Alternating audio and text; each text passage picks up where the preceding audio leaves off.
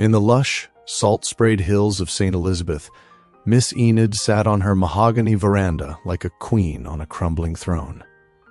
She was 92, with skin like cured tobacco and eyes that still held enough fire to scorch anyone who dared look too long.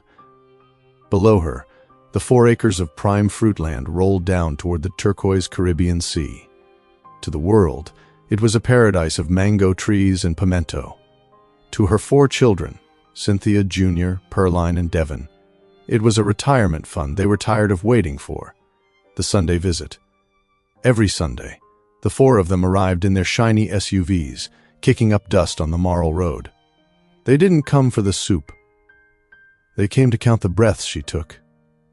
Cynthia, the eldest, would check the cupboards, eyes darting toward the ceramic jar where she imagined the bank books lived. Junior would walk the fence line, mentally subdividing the 4 acres into quarter-acre lots for villas.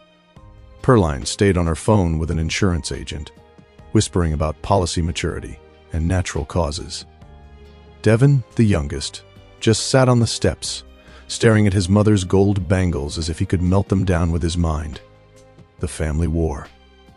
"Mama, you look a bit frail today," Cynthia said, her voice dripping with fake honey.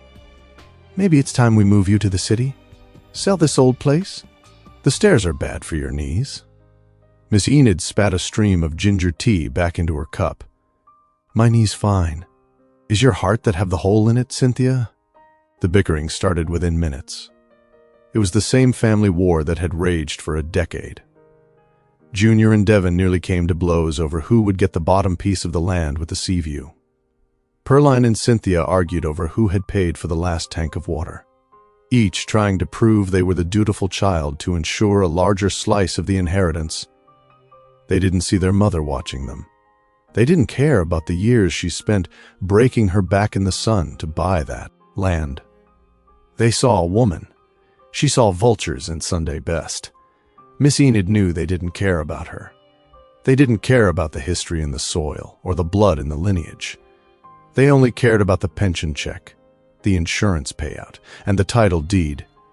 One evening, as the sun dipped low, painting the sky in bruises of purple and gold, Miss Enid called her lawyer, Mr. Samuels.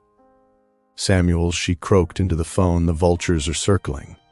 They think the meat is ready, the final twist." 3 months later, Miss Enid passed away peacefully in her sleep, clutching a Bible that her children assumed contained her will. The funeral was grand, mostly because the 4 siblings spent money they didn't have yet, expecting a windfall. They stood by the grave in black linen, weeping crocodile tears, each already mentally spending their share of the bank account.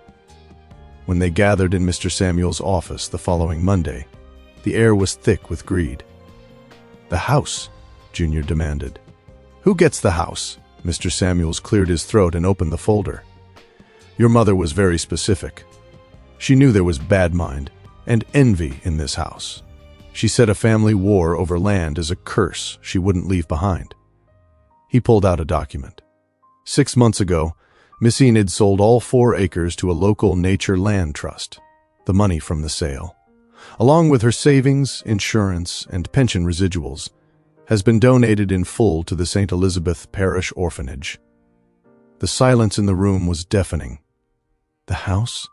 Pearline whispered, her face ashen. "The house," Samuels replied with a thin smile, "is part of the trust. It is to be turned into a community library. You 4 have 30 days to remove your personal belongings. Though, according to your mother's notes, you don't actually have any belongings there. You stopped living there the moment you started waiting for her to die."